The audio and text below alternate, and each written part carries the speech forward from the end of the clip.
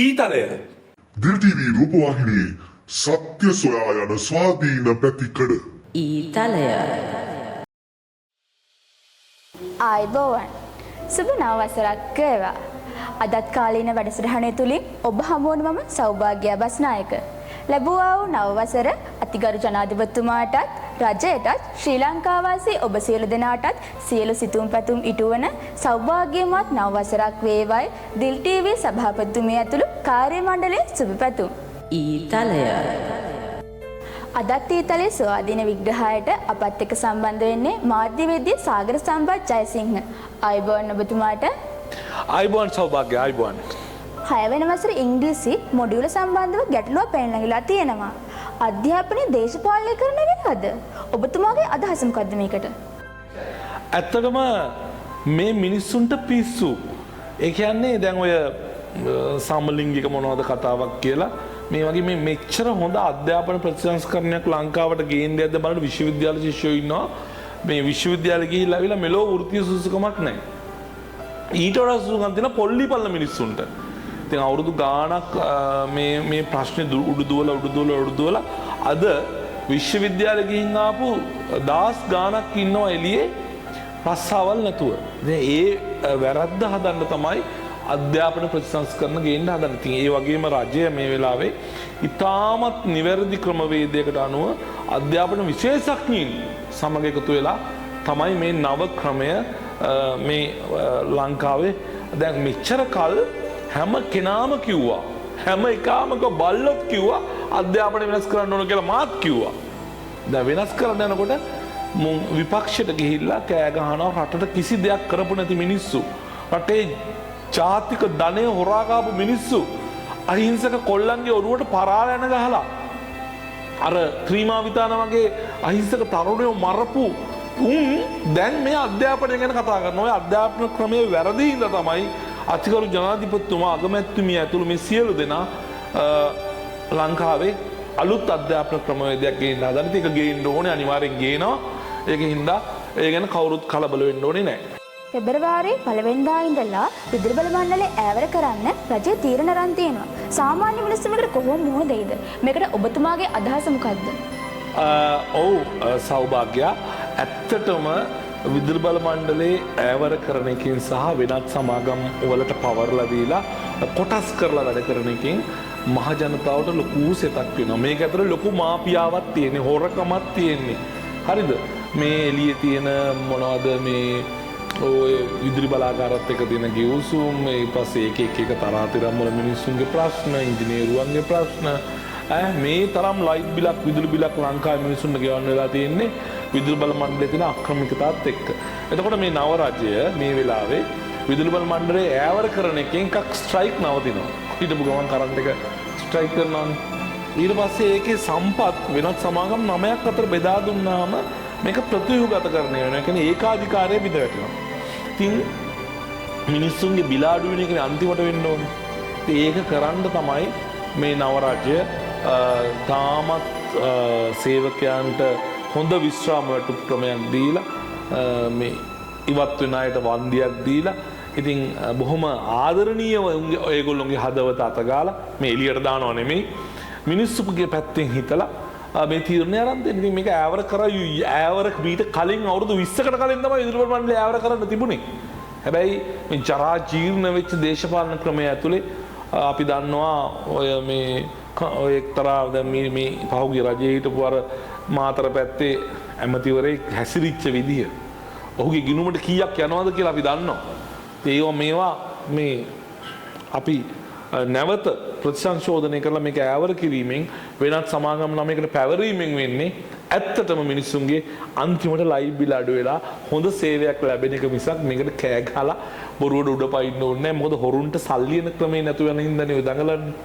ඉතින් මම හිතන්නේ ජනාධිපතිතුමාවට වුන්කම් දෙයි කියලා හරි තීරණයක් ගන්න කියලා අපි රජයෙන් ඉල්ලා සිටිනවා. හිටපු අමාත්‍ය ජොන්සන් ප්‍රනාන්දුගේ පුත්‍රයා රජයේ වාහන අවභාවිතය සම්බන්ධයෙන් අත්අඩංගුවට අරන් තිනවා. මේ සම්බන්ධව ඔබතුමාගේ මතය කුමක්ද? සෞභාග්‍ය ඇත්තටම ඔය වගේ මිනිස්සු අත්අඩංගුවට ගන්න තිබෙ මීට කලින්. මේ ලංකාවේ සමුපකාර ඇමතිවරයෙක් වෙලා ඉන්න කාලේ ඔයාලගේ අපේ සල්ලි වලින් අර ලොරියක් සාපරාධියෝ පාවිච්චි කරා කියලා නේ චෝදනාව තියෙන. ඇත්තටම ඕවා නෙමෙයි චෝදනා, මිනිහට තියෙන්න ඕනේ ස්ත්‍රී දූෂණය, හොරකම, මැරකම, වනචරකම, වංචාව, තරුණියන්ව රවට්ටපු එව්වා. ටයි පොල්ලකුත් දාගෙන තාත්තත් ඔය කවුද මන් දන්නේ නිලියම් ගායිකාවක් එක මොකක්ද නියම් සම්බන්ධයක් තිබ්බා කියලා ඔය කතාවකුත් තියෙන්නේ. ඉතින් එහෙම එකේ තාත්තගේ වැඩ පුතා නකරොත් නොට්ටිගේ පුතා කියන එකේ ඇත්තටම මේ වැරද්ද මේ මිනිස්සු කරන්නේ නැති. ඉතින් වැරද්ද කරපුවාම රජයක් පොලිසියක් දෙයියනේ ඉතින් තරාතිරම නොබලා මේවට ක්‍රියාමාර්ග ගන්න එපයි. වැරදි කරොත් ඔයත් වැරද්ද මාත් වැරද්ද. ඒක හින්දා කිසි ප්‍රශ්නයක් නැහැ. මේක දේශපාලන ප්‍රශ්නයක් නෙමෙයි. මේ දේශපාලන ප්‍රශ්නයක් කරගන්න හදනවා. කවුද? මේ විපක්ෂ මිනිස්සු ටික. ඇයි? හොරකම් කරලා හොරාගේ පුරුද්ද ආතල් එකටත් හොරකම් කරන එක.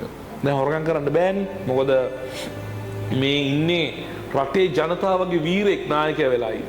පොඩි තැනකින් ආපු මිනිස්සෙක්, බඩගින්නේ විශ්වවිද්‍යාල ගිය මහත්තයෙක්.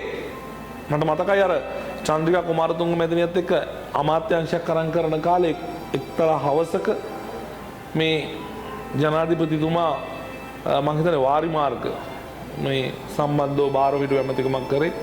ඒ වෙලාවේ කෑම තිබුණේ නැහැ. කෑම නැතුවම මේ කවුරු හරි දීලා තිබ්බ කර්තකොළඹන් අඹගෙඩි පහ. රෑට අමාත්‍යාංශින් ඉඳගෙන අඹගෙඩි පහ කට්ටිය 3 දෙනෙක් එකතු වෙලා කාලා තමයි මේ ඇමතිවරු ඒ කාලෙත් වැඩ කළේ. අර වැව් 100 හදන කාලේ, වැව් 1000 හදන කාලේ. ඉතින් එහෙම නායකයෙක් ඉදි හොරකමට, මැරකමට, ජඩකමට, බලුකමට, වනචරකමට තිත තියන්න වෙනවා. සාටකේ ඇස්සේ හැංගිලා හොරකම් කරනවා වගේ නෙමෙයි. ඒ හින්දා ඒක දේශපාලන ප්‍රශ්නයක් නෙමෙයි, මේක නීතිමය ප්‍රශ්නයක්. ඉතින් ඒක අධිකරණයෙන් විසඳාවි. අපි ඒකට කලබල වෙන්න ඕනේ නැහැ. කෝතේ රජේ හැමදාම පාතාලේ මර්ධනය කරනවා කියලා කියනවා නේද? ඒත් හැමදාම මිනී මරනවානේ. ඔබතුමාගේ මතය මොකද්ද මේකට? ඇත්තටම සෞභාග්‍යා කෝටි 2කට ආසන්න මිනිස්සු සංඛ්‍යාවක් ඉන්න රටේ කොයිතරම් මිනිස්සු අතර මේ ගිනි අවි කඩු පිහි කැටි පොළු තියෙන්න පුළුවන්ද? මේ පාතාලේ බිහි කළේ කවුද? මේ පාතාලේ ගෝඩ් ෆාදර්ස්ලා තමයි ඔය හිටපු මීට කලින් හිටපු ජනාධිපතිවරු, අගමැතිවරු, ඇමතිවරු නේද? අර එක ගිනියවි වගේ මොකද්ද නාට්‍යයක් චිත්‍රපටයක් දෙකම ආවේ අන්න ඒක දැක්කනේ අපි.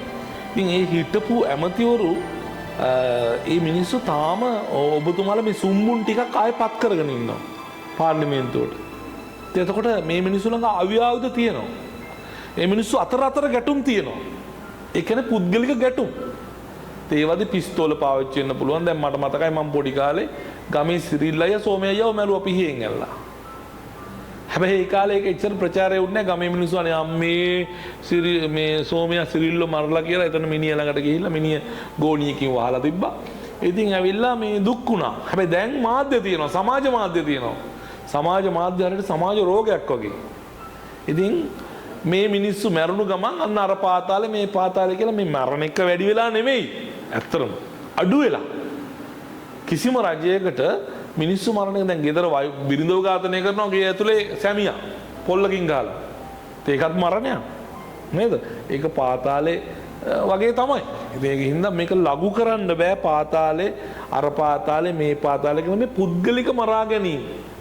මේ එක පක්ෂවල එක මර මේ ධනවතුන්ගේ එක දේශපාලඥයින්ගේ මේවා බලපුවාම අපිට විශ්ලේෂණය කරලා බලපුවාම වැරදිලා තුවක්කුපත් වෙලත් මිනිස්සු මරනවා. ඉතින් බලපත්‍ර දෙන තුවක්කු තියෙනවා, බලපත්‍ර නැති තුවක්කු තියෙනවා. ඉතින් ඒවා මේ කෝටි 2කට ආසන්න ජනතාවක් කියන රටක ඉතින් දවසට එහෙම කීප දෙනෙක් වෙඩි වැදිලා තුවාල වෙලා මේ අනේක හොඳ නැහැ. නමුත් ඉතින් ඒක පාතාල ක්‍රියාවක්, රටේ ආරක්ෂාවට තර්ජනයක්. පාතාලේ වනසනෝක වුණා. ඉතින් එහෙම කියලා කොහොමද මේ ඔක්කොම අල්ලන්නේ නේද? ඒවට පොලිසිය නිලධාරි මහත්තුරු හිගයි. ඊට පස්සේ ඒවට නීතිවල ප්‍රශ්න තියෙනවා. ඒ හින්දා ඒක රජයට ගහන්න දඩබීම කරගන්න දෙන්න බෑ. අපි ඒකට ඉඩ දෙන්නෙත් නැහැ. අදත් ඊතලේ කාලීන වැඩසටහන තුලින් නැවත ඔබ හමු වීමට බලාපොරොත්තු වෙන සමුගන්නා මම සෞභාග්‍ය බස්නායක. ස්තුතියි. DTV රූපවාහිනියේ කාලීන හා ප්‍රවෘත්ති අංශයෙන් DTV හදවතේ නාලිකාව